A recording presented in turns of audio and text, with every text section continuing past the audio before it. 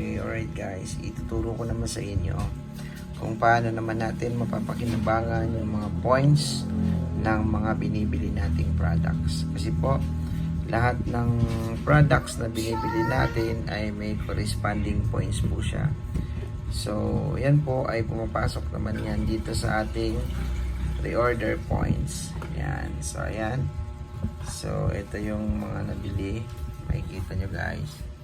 Therapel, yan, chocolate. Lahat po ay may points. 10 pesos, 10 points, 5 points, 10 points, 25 points. Yan. So, naiipon po yan, na-accumulate po yan. So, kaya nagkaroon po siya ng 120 PB points. So, paano naman natin magiging mapapakinabangan ito at magiging pera na pwedeng i-cash out. Okay? So, una po dyan is pindutin po natin yung generate codes. So, ang value po niyan, ang minimum po ng pag-generate is 100. So, by 100 po siya. Pwede po siyang 100, 200, 300, 400, 500.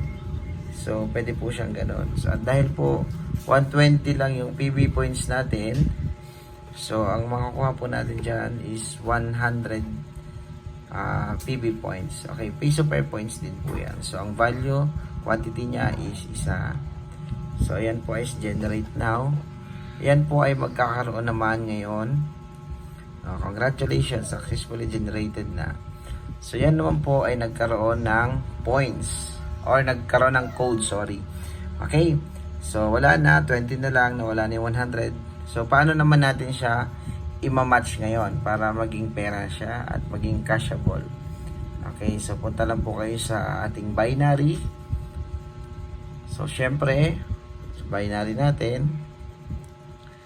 So, hahanapin naman natin ngayon kung saan natin siya pwedeng ibangga. Okay, so, dahil ito yung maraming points, so dito tayo sa right maghahanap. Okay, so dahil wala dito, naman dito.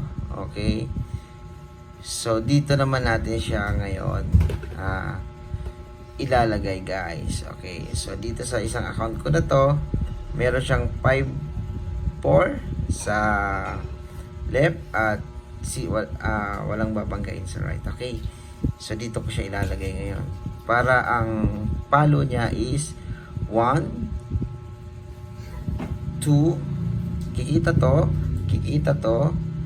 at kikita to. So, ibig sabihin, pag 100, kikita to ng 200, 200, 200. So, ibig sabihin, naging 600 yung 100 points ko kanina. Okay. So, i-try natin. Ganito lang po ang pag-generate niyan. Okay. So, pindutin mo lang yan, account na yan. Yan. Okay. So, tingnan mo. At, eto yan. Okay. Nakikita niya yan, 0. Okay. 54. Tingnan mo click natin. Ito yung code na generate natin kanina, yung may 100. Ayan na, 100. Okay. So, at submit.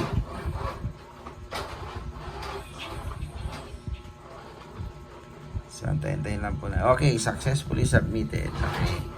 Encoded na siya. Okay. So, take note lang guys, hindi tayo pwedeng magbato ng points doon sa mga affiliate natin sa ibaba. Sa sariling account lang po natin. Kung gusto po natin na mag-generate yung pinakailalim natin, yung account po na yan ang bibilhan natin para yun yung magkaroon ng points. Okay, so check natin. Dashboard. So, ayan.